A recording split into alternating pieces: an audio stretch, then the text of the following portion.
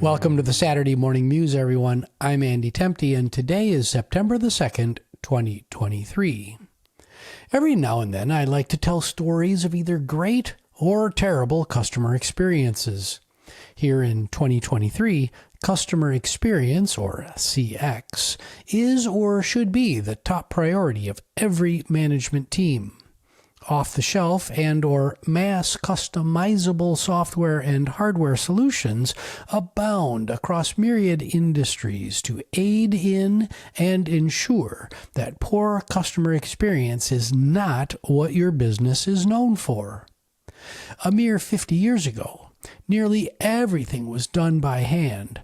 Sales receipts were written on carbon copy slips, accounting was performed in a physical ledger, and you picked up the phone to place the then rare long-distance transaction. Yes, the process of serving the customer was deeply personalized, but looking back through the lens of time, transactions were highly inefficient and full of friction points like long waits and human error.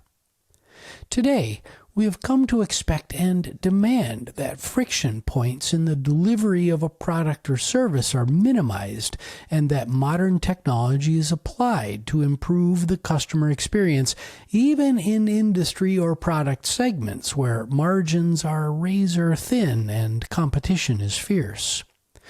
Well, this morning, I have a customer service story of a company and industry segment that seems to have missed the memo of modernization and transformation to improve said customer experience. Here we go. Last weekend, my wife Linda and I attended a beautiful wedding in Northern California. When we arrived at San Francisco International Airport, we made our way to the rental car center to pick up our rental. For context, during my time as chief executive of Kaplan Professional, I was the member of several rental car loyalty programs and was looked after by highly competent executive assistants. So the rental car process that I've gotten used to is modern and efficient. Now that I'm not traveling as much, I'm no longer locked into a small subset of vendors as most of my loyalty programs have lapsed. So I decided to try renting an electric vehicle from, wait for it, Thrifty. Since Thrifty is part of Hertz, and I've been reasonably happy with Hertz over the years, I expected the customer experience to be roughly the same. Boy, was I wrong. The first clue I should have picked up on were the pre-rental experience emails I was receiving from Hertz asking if I was ready for renting an electric vehicle. Yes, I was receiving Hertz-branded emails for my Thrifty rental. This caused me to believe that the rental had somehow shifted to Hertz. So we showed up at the Hertz counter first, only to find that my name was not on their magical rental board. I showed the emails I had received to the counter agent, and she was baffled as to why I had received Hertz-branded emails for a Thrifty rental. After 10 minutes of escalation to her manager, the rep informed me that even though Hertz and Thrifty are the same company, she couldn't help me because their systems aren't connected. Worse yet, I was told that to get my car, I'd have to go to the Thrifty counter and start all over again. Frustrated, we trudged down 2 levels to the Thrifty counter to find a line that I will politely describe as Space Mountain-esque. I immediately thought that I must have just stepped into a time machine. With my curiosity piqued, while I was in line, I decided to analyze the customer experience of the renters in front of me to see if I had indeed stepped back into a rental car queue from 1996. On average, it took a minimum of 10 minutes for each customer to receive their keys once they reached a rep. There was all manner of upselling and discussions about insurance coverage and fuel, all the old tricks to squeeze out more money from each customer.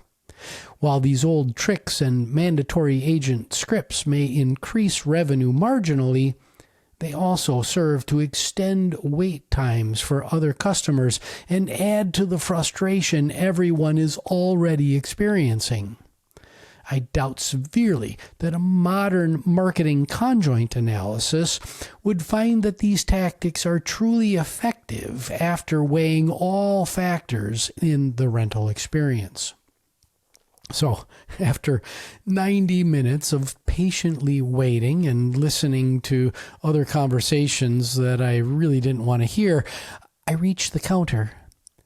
Papers were everywhere, staff was flitting about with no apparent rationale, and there was a physical board with key fobs dangling precariously from it.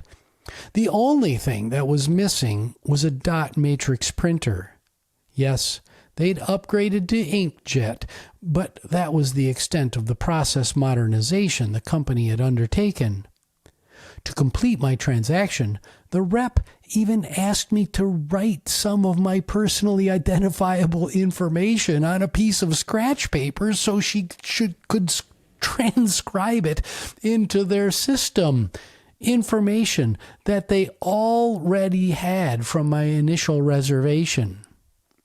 As an aside, I'd like to remind you that I was at SFO, the gateway to Silicon Valley, presumably the most technologically advanced place on the planet. Well, 2 hours later, I stepped out of the time machine, and Linda and I hopped into our Chevy Bolt EV to make our way to the opening reception for the wedding, which we were very late for, by the way. We had a lovely weekend with friends. So what's the lesson?